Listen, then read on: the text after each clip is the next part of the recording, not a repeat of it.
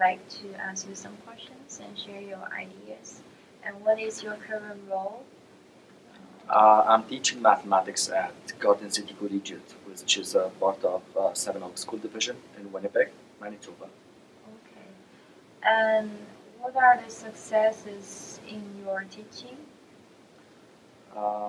Actually, the success was getting a job as a math teacher. That I always dreamed of getting a job like that, and because I'm coming from another country with my credential recognized in Manitoba, and the way I see it is when you're coming from another country and you're a professional, your your degree and your credentials are like amount of money that you're coming from, like your original currency, and you have to go and exchange it for Canadian currency to be able to use it, right?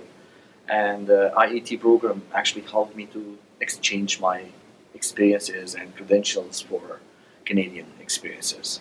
Yeah. And do you find any challenges during this process or in your teaching? Yeah, of course, it's a totally different setting than the one I'm used to in my background, and I had to switch my strategies from curriculum centered to student centered in Canada. And we would like to ask you to share about the working experiences with students of similar backgrounds. What do you think? Um, Actually, I did not have a lot of students of similar backgrounds since I started teaching.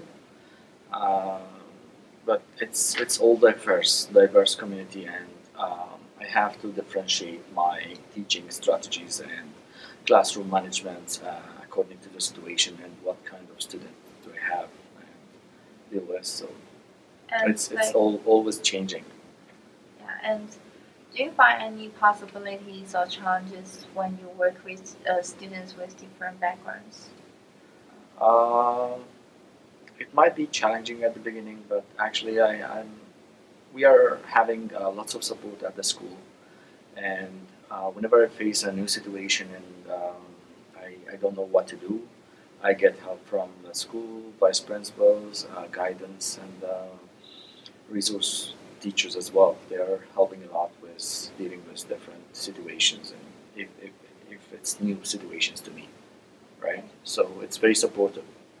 And the last question is that do you have any advice for other immigrant teachers? Can you give some suggestions for them? Yeah, I would say don't give up. Like stay on the right track. Like be on the right track. First, you need to make a good choice of what program is suitable for you to get back to teaching, right?